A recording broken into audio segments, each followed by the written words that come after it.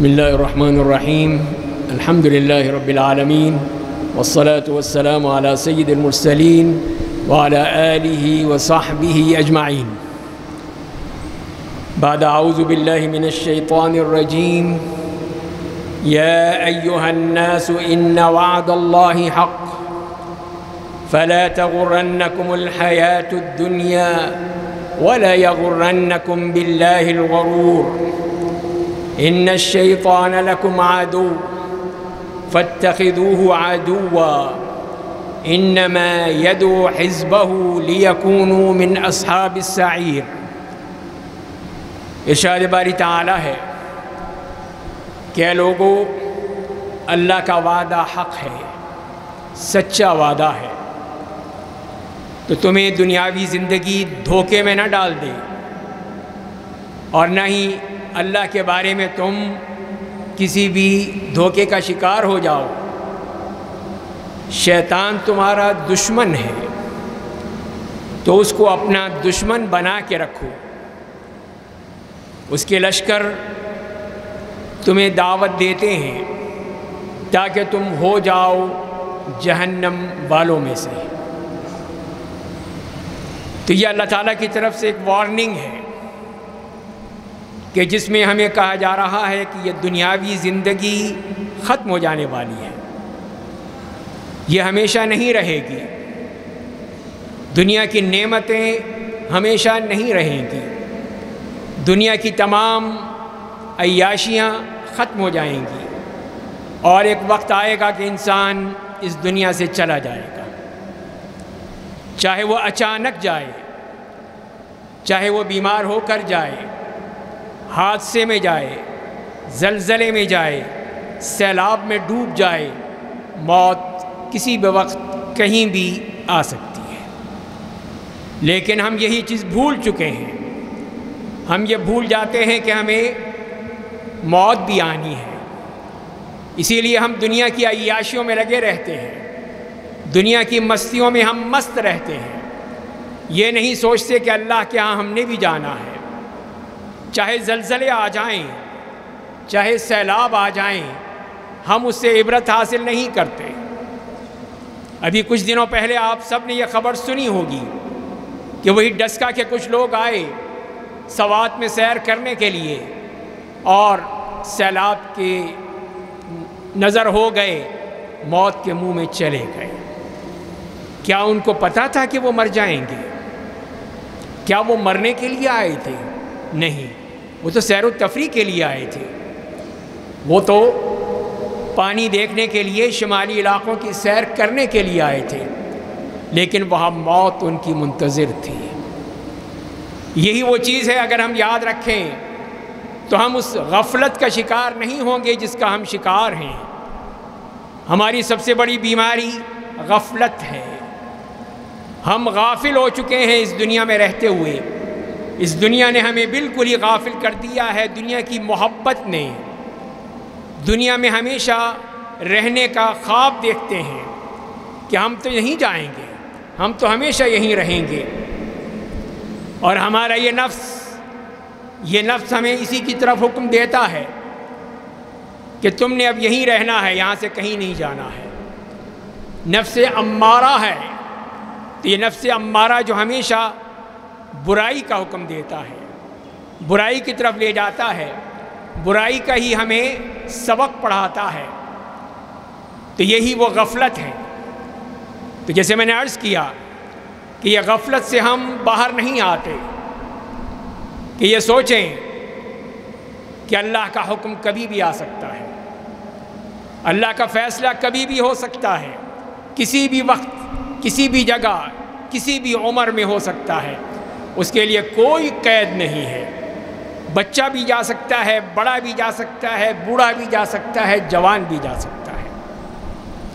کہیں پہ نہیں لکھا کہ صرف بوڑھے ہی مرتے ہیں، بلکہ کل نفس ذائقۃ الموت، ہر جان کو موت کا مزہ چکھنا ہے، ہر جان کے لیے ہے، کوئی بھی جان ہو، چاہے وہ ایک دن کا بچہ ہی کیوں نہ ہو یا 80-90 سال کا بڈھا ہی کیوں نہ ہو، موت سب کے لیے ہے۔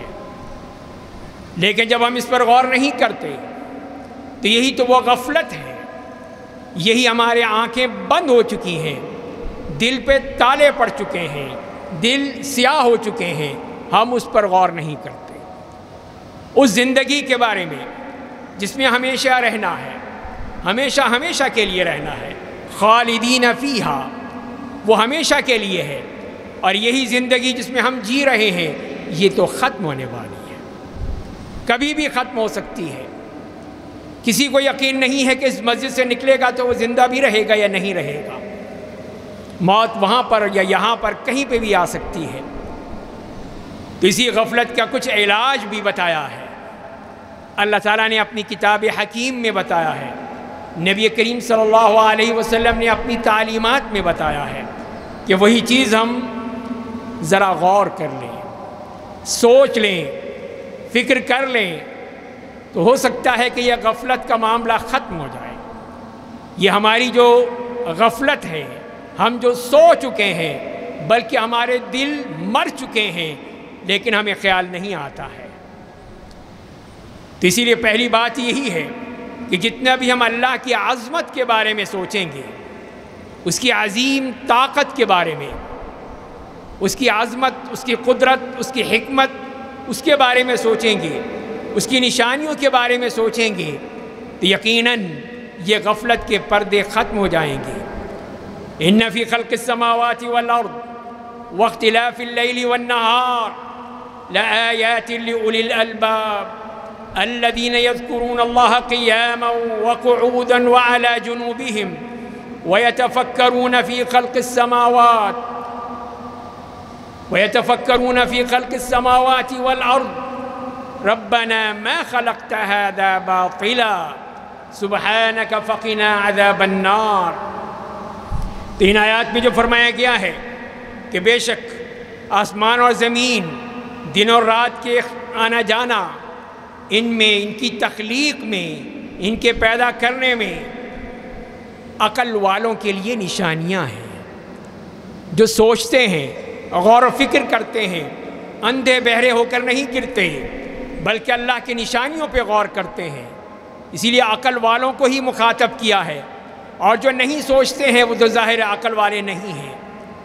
اور فرمایا کہ وہ لوگ جو اللہ کو یاد کرتے ہیں، کھڑے ہوئے، بیٹھے ہوئے اور لیٹے ہوئے، اور اللہ تعالیٰ کی آسمان اور زمین کی تخلیق کے بارے میں سوچتے ہیں، غور و فکر کرتے ہیں کہ ربنا ما خلقت هذا باطلا، اے ہمارے رب، تو نے یہ باطل کے لیے نہیں پیدا کیے، غلط طریقے کے لیے نہیں پیدا کیے، فقنا عذاب النار، ہمیں جہنم کے عذاب سے نجات دے دے، بچا لے۔ تو یہ ہے اللہ کی عظمت کے اوپر سوچنا ہے، غور و فکر کرنا ہے۔ اور دوسری بات وہ قرآن کریم ہے۔ قرآن کریم کی تلاوت صرف یہی نہیں ہے کہ ہم اس کو ایک طوطے کی طرح پڑھتے ہی رہیں، اس میں بھی ثواب مل جائے گا آپ کو، لیکن اس کے ساتھ غور و فکر کے ساتھ، تدبر کے ساتھ، تفکر کے ساتھ پڑھیں گے تو پھر یہ دل زندہ ہو جائے گا۔ دل کی زندگی کے لیے، مردہ دلوں کی زندگی کے لیے قرآن کریم بہترین نسخہ ہے کہ جب ہم قرآن پڑھتے ہیں، غور و فکر کرتے ہیں تو وہی ہمارے کام آتا ہے۔ ما انزلنا علیک القرآن لتشقى الا تذکرۃ لمن یخشی، ہم نے قرآن کریم آپ کو مشقت کے لیے نہیں اتارا ہے، لیکن یہ یاد دہانی ہے ان کے لیے جو ڈرتے ہیں، جو خوف رکھتے ہیں۔ وَأَنزَلْنَا إِلَيْكَ الذِّكْرَ لِتُبَيِّنَ لِلنَّاسِ مَا نُزِّلَ إِلَيْهِمْ وَلَعَلَّهُمْ يَتَفَكَّرُونَ، اور ہم نے یہ ذکر نازل کیا ہے تاکہ آپ لوگوں کو بیان کریں، لوگوں کو بتائیں کہ یہ اللہ کا کلام کیا ہے جس کو ہم سمجھتے نہیں ہیں، جس کو نہ سمجھنے کی کوشش کرتے ہیں۔ ہم نے اس کو صرف ایک تبرک کے لیے رکھا ہوا ہے، چومنے چاٹنے کے لیے رکھا ہوا ہے بس، اور سمجھنے کے لیے نہیں ہے۔ تو یہی ہے کہ غور و فکر کے ساتھ قرآن کو سمجھا جائے کہ قرآن ہمیں کہتا کیا ہے، ہم سے مانگتا کیا ہے، ہمیں کس چیز کا حکم دیتا ہے، کس چیز سے روکتا ہے، ہم اس پر غور ہی نہیں کرنا چاہتے ہیں، جبکہ اسلام کا، قرآن کا یہی حکم ہے کہ اس قرآن کو پڑھنے کے لیے وَلَعَلَّهُمْ يَتَفَكَّرُونَ، تاکہ وہ اس میں غور و فکر کریں، اس لیے قرآن نازل کیا گیا ہے۔ اور اسی طرح جو قرآن کریم میں مختلف انبیاء کرام علیہم السلام اور ان کی قوموں کا تذکرہ فرمایا گیا ہے، اس کی تفصیل بیان کی گئی ہے۔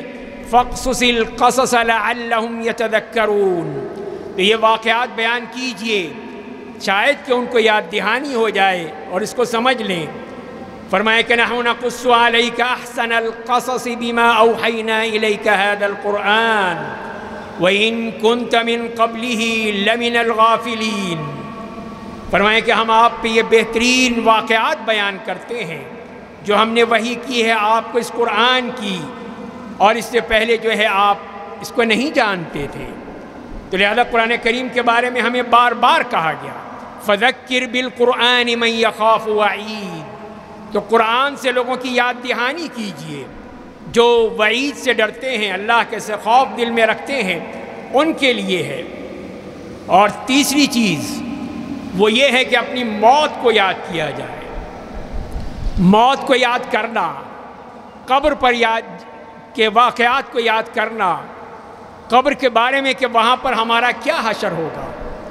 یہی جسم جس کو ہم خوبصورت بناتے رہتے ہیں سجاتے ہیں، اور اس کے بعد پھر جب موت آ جائے گی تو یہی جسم، یہی گوشت پوست جس کو کیڑے کھا جائیں گے، ہڈیاں رہ جائیں گی، وہ بھی مٹ جائیں گی، صرف ایک روح ہے جو کہ اللہ کے پاس جائے گی۔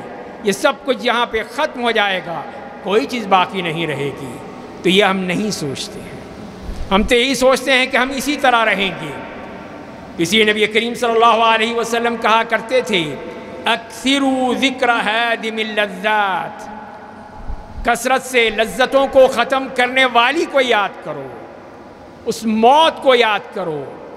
لیکن ہمارے ہاں تو وہ بے حسی ہے، غفلت ہے کہ قبرستان میں جا کر بھی، قبر کو دیکھ کر بھی، میت کو لٹاتے ہوئے بھی، میت پہ مٹی ڈالتے ہوئے بھی ہمارے دل پہ کوئی اثر نہیں ہوتا۔ میت کے لواحقین تو روتے ہیں، لیکن دوسرے لوگوں کے لیے بھی عبرت کا مقام ہے کہ آج جہاں پہ یہ میت آئی ہے، کل ہم نے بھی آنا ہے، کل ہم نے بھی یہیں پہنچنا ہے، لیکن ہم اس پہ غور نہیں کرتے، اس لیے کہ ہم غافل ہو چکے ہیں، غفلت کی نیند سو چکے ہیں، غفلت میں پڑے ہوئے ہیں، تو یہ بھی سوچتے نہیں ہیں کہ یہ چیز ہمیں کس طرح آخرت سے دور لیتی چلی جا رہی ہے۔ اور اسی طرح پھر چوتھی چیز یہ ہے کہ اس جہنم کی آگ کو بھی یاد کریں، جو کہ ہماری اس آگ جو دنیا کی آگ ہے اس سے 69 گنا زیادہ وہ جہنم کی لو ہے، جہنم کی تپش ہے، جہنم کی جلانے کی طاقت ہے، وہ اس سے کہیں بڑھ کر ہے۔ افرأیتم النار التي تورون اانتم انشأتم شجرتها ام نحن المنشئون نحن جعلناها تذکرة ومتاعا للمقوین، تو یہی فرمایا کہ یہ آگ جس کو تم جلاتے ہو، اور ہم نے ہی اس کا وہ درخت پیدا کیا تھا جس سے تم یہ آگ جلاتے ہو، اور اس کو ہم نے تمہاری یاد دہانی کے لیے بنایا ہے، تذکرتاً، تمہیں یاد دلانے کے لیے کہ یہ آگ جو اس دنیا کی آگ ہے اس پہ ذرا انگلی رکھ کے دیکھو کیا ہوگا، آبلے پڑ جائیں گے، انگلی جل جائے گی، چیخیں ماریں گے، بھاگیں گے وہاں سے۔ اسی لیے تاکہ اس جہنم کو یاد رکھو کہ وہ اگر ہمارے گناہ ہوئے تو پھر ہمارا مقام کہاں ہوگا، ہمارے ہی اعمال میں شرک اور بدعات ہوں گی تو ہمارا ٹھکانہ کہاں ہوگا۔ اسی کو پھر یہ فرما دیا گیا ہے۔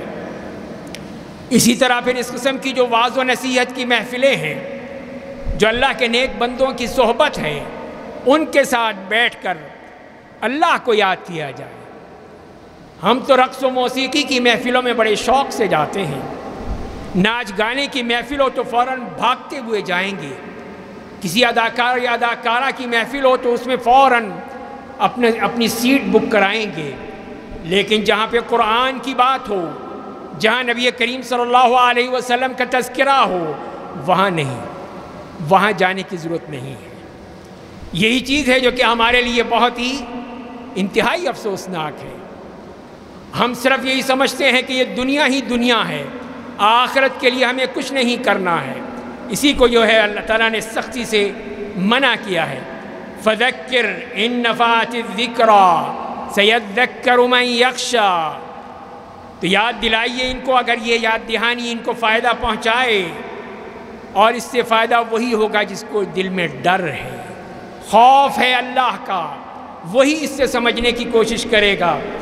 وَذَكِّرْ فَإِنَّ الذِّكْرَىٰ تَنفَعُ الْمُؤْمِنِينَ، ان کو یاد دہانی کرائیے اس لیے کہ یہی مومنوں کو فائدہ پہنچاتی ہے۔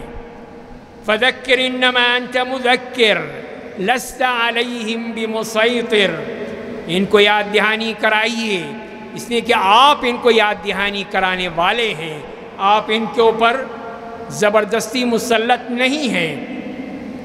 تو آج کل کے اس دور میں جب کہ یہ کثرت ہے سوشل میڈیا کی، چینلز کی، اور طرح طرح کے جتنے بھی اس قسم کے انٹرٹینمنٹ کے موقع ہیں بے شمار ہیں، تو ہماری ساری جو اس کے لیے کوششیں ہیں، محنتیں ہیں، ہمارے سارے اوقات ہیں، سب اسی میں چلے جاتے ہیں، اسی میں لگے رہتے ہیں۔ یہ موبائل جیسا فتنہ جو ہماری جیبوں میں موجود ہے، اسی کے ذریعے ہی سے پھر ہم سارا وقت اسی اپنی لہو و لعب میں لگا دیتے ہیں۔ کتنے گناہ ہیں جو ہم لے رہے ہیں، کہیں آنکھوں کے گناہ ہیں، کہیں کانوں کے گناہ ہیں، کہیں ہمارے یہ انگلیوں کے گناہ ہیں۔ یہ سارے گناہ جب ہمارے جمع ہو جائیں گے تو پھر ہمارا حشر کیا ہوگا؟ ہمیں اللہ کے ہاں کیا جواب دینا پڑے گا؟ اللہ کو کیا جواب دیں گے، کیا کہیں گے؟ اور چھٹی بات یہ ہے کہ یہی نماز جو اللہ کی طرف سے ایک تحفہ ہے اس امت کے لیے، یہی نمازیں جو 50 نمازیں ہم پر فرض ہوئی تھیں اور پھر اللہ تعالیٰ نے ان کو 5 نمازوں میں بدل دیا، تو یہی نماز ہماری اس غفلت کو ختم کرتی ہے۔ لیکن جب ہم اس کو سوچ سمجھ کے اس میں شامل ہوں گے، سمجھیں گے کہ ہم اللہ کے سامنے کھڑے ہیں، کوئی روٹین کی کاروائی نہیں ہے، بلکہ یہ اللہ کی حاضری ہے کہ اللہ کے حضور ہم موجود ہیں۔ اسی لیے موسیٰ علیہ السلام سے یہی فرمایا، اننی انا اللہ لا الہ الا انا فاعبدنی واقم الصلاۃ لذکری، فرمایا کہ بے شک میں ہی اللہ ہوں، میرے سوا کوئی معبود حقیقی نہیں ہے، تو میری عبادت کرو، میری ہی عبادت کرو، اور میری یاد کے لیے نماز قائم کرو۔ اور پھر اللہ تعالیٰ نے ان لوگوں کی تعریف کی ہے جو کہ مسجدوں میں حاضر ہو کے نماز ادا کرتے ہیں، نماز پڑھتے ہیں، اور نماز میں پوری طرح اللہ کو یاد کرتے ہیں۔ فی بیوت اذن اللہ ان ترفع ویذکر فیہا اسمہ یسبح لہ فیہا بالغدو والآصال رجال لا تلہیہم تجارۃ ولا بیع عن ذکر اللہ وإقام الصلاة وإيتاء الزكاة يخافون يوما تتقلب فيه القلوب والأبصار، فرمائیں کہ اللہ کے وہ گھر جس میں اللہ تعالیٰ کے حکم سے اس کی آواز بلند کی جاتی ہے، اس کا نام کا ذکر کیا جاتا ہے، صبح و شام اس کی تسبیح کی جاتی ہے، اور ایسے مرد ہیں، ایسے لوگ ہیں جن کو نہ تجارت نہیں اللہ غافل کرتی ہے اللہ کے ذکر سے، اور وہ نماز قائم کرتے ہیں، زکوٰۃ ادا کرتے ہیں، اور اس دن سے ڈرتے ہیں کہ جس دن دل اور آنکھیں بدل جائیں گی۔ تو جب یہ وہ دن ہے قیامت کا دن، اس کا خیال رکھتے ہیں، وہ اس کے لیے تیار رہتے ہیں، اپنی نمازوں کے ذریعے سے، اپنی تلاوت کے ذریعے سے، اپنے غور و فکر کے ذریعے سے۔ اسی طرح یہ جمعہ کا خطبہ ہے، جمعہ کے دن کی حاضری ہے، تو یہی انسان کا وہ پورا ہفت روزہ پروگرام ہے کہ جس میں وہ نماز کے لیے آتا ہے۔ اسی لیے حکم دیا گیا کہ یا ایھا الذین آمنوا اذا نودی للصلاة من یوم الجمعة فاسعوا الى ذکر اللہ وذروا البیع ذلکم خیر لکم ان کنتم تعلمون، کہ ایمان والو جب تمہیں اذان نماز کی آواز دی جائے جمعے کے دن تو اللہ کے ذکر کی طرف دوڑو، بھاگو، جلدی کرو۔ یہی تو، اور خرید و فروخت چھوڑ دو، ترک کر دو، دکانیں بند کر دو، یہی تمہارے لیے بہتر ہے اگر تم جانتے ہو۔ اور نبی کریم صلی اللہ علیہ وسلم نے یہی فرمایا ہے کہ وہ لوگ باز آ جائیں جو کہ جمعے کی نماز بھی نہیں پڑھتے ہیں۔ باقی نمازوں کا بھی چھوڑنا بہت بڑا جرم ہے، بہت بڑا گناہ ہے جو کفر تک پہنچ جاتا ہے، لیکن جو جمعے کی نماز چھوڑ دیتا ہے، کئی جمعے چھوڑ دیتا ہے، تو پھر کیا ہوتا ہے؟ فرمایا کہ اس کے دل پہ مہر لگ جاتی ہے، دل بند کر دیا جاتا ہے اور اس کا نام لکھ دیا جاتا ہے غافلوں میں سے۔ تو وہی غفلت میں پڑنے والے ہیں۔ یہی ہے کہ جمعے کے دن آ کر اپنی غفلت کا ازالہ کیا جا سکتا ہے، تبھی وہ چیز انسان سمجھ سکتا ہے۔ اور اسی طرح پھر رات کو اٹھ کے اللہ کو یاد کرنا، قیام اللیل کی صورت میں، تہجد کی صورت میں، جو بھی ہو سکے انسان اس کے ذریعے سے اپنے دلوں کا میل کچیل جو ہے وہ بہا دیتا ہے، وہ نکال دیتا ہے۔ اور اس کے ساتھ ساتھ وہ ایک اہم چیز وہ یہ ہے کہ ہم اس دنیا کی حقیقت جان لیں۔ دنیا کی حقیقت کو جان لیں کہ دنیا کیا ہے۔ ہم یہی سمجھتے ہیں کہ صرف دنیا ہی سب کچھ ہے، آخرت تو کچھ بھی نہیں ہے، آخرت میں دیکھا جائے گا، یہی ہمارا سوچ ہوتی ہے۔ جبکہ اللہ تعالیٰ نے کیا فرمایا ہے؟ اعلموا انما الحیات الدنیا لعب ولہو وزینۃ وتفاخر بینکم وتکاثر فی الاموال والاولاد كمثل غيث أعجب الكفار نباته ثم يهيج فتراه مصفرا ثم يكون حطاما وفي الآخرة عذاب شديد ومغفرة من الله ورضوان وما الحياة الدنيا إلا متاع الغرور۔ اور جان لو، سن لو، اللہ کے بندو سن لو کہ یہ دنیا کی زندگی کیا ہے؟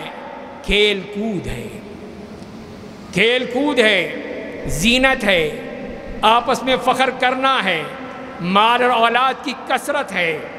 اس طرح جیسے کہ ایک کسان کو بارش ہوتی ہے تو اس کو اچھا لگتا ہے کہ اس کی ساری فصل جو ہے وہ بڑھ رہی ہے، اور پھر تم دیکھتے ہو کہ وہ فصل اونچی ہوتی ہے اور پھر اس کو پیلی ہو جاتی ہے، یہاں تک کہ وہ پھر خس و خاشاک بن جاتی ہے۔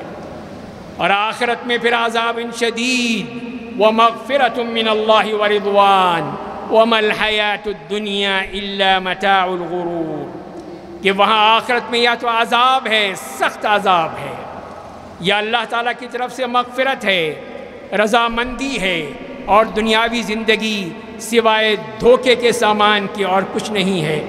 اللہ تعالیٰ ہمیں اس بات کی توفیق عطا فرمائے کہ ہم اپنے دل سے غفلت کے پردے ہٹا دیں، غفلت سے دور ہو جائیں، اور اللہ کے حکم کے مطابق اپنی زندگی بسر کرنے کی توفیق عطا فرما دیں، اس کے مطابق چلنے کی توفیق عطا فرما دیں۔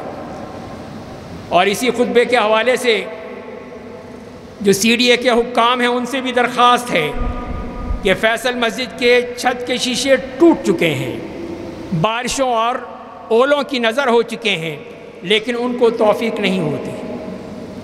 اگر کہیں پارلیمنٹ کا ایک شیشہ بھی ٹوٹ جائے تو وہ دوڑتے ہیں، بھاگتے ہیں، لیکن یہ اللہ کا گھر ہے، اس کی ان کو کوئی فکر نہیں ہے۔ اسی طرح جو صفائی کا انتظام ہے انتہائی ناقص انتظامات وہ کرتے ہیں، کوئی فکر نہیں ہوتی کہ یہ پورے پاکستان کی ایک مشہور مسجد ہے، سارے ملک سے لوگ آتے ہیں، غیر ملک سے لوگ آتے ہیں اس مسجد کو دیکھنے کے لیے، لیکن اس کی کوئی فکر نہیں کی جاتی ہے۔ اور اسی طرح دوسرے کتنے ہی مسائل ہیں، خاص طور پہ واش روم وغیرہ کے مسائل بے انتہا ہیں۔ اسی لیے ہماری ان حکام سے یہی درخواست ہے کہ وہ اس مسجد کو ذرا غور سے دیکھیں، اس مسجد کا حق ادا کریں کہ یہ صرف کوئی انٹرٹینمنٹ کی جگہ نہیں ہے۔ اگر انٹرٹینمنٹ کی جگہ ہوتی تو کب کی صحیح ہو چکی ہوتی، لیکن یہ ہے معاملہ نماز کا، مسجد کا، جس کا ان کے ہاں کوئی وزن نہیں ہے، کوئی خیال نہیں ہے۔ ان کو خیال ہے تو پیسہ کمانے سے ہے، ان کو خیال ہے تو صرف اپنی تنخواہوں سے ہے، اپنی ترقیوں سے ہے، اس کا ان کو خیال ہے، بس اس کے علاوہ کچھ نہیں۔ اللہ تعالیٰ ان کو بھی ہدایت دے اور اس مسجد کی خدمت کرنے کی توفیق عطا فرمائے۔ اللہ تعالیٰ ہم سب کو عمل کرنے کی توفیق عطا فرمائے۔ وآخر دعوانا ان الحمد للہ رب العالمین۔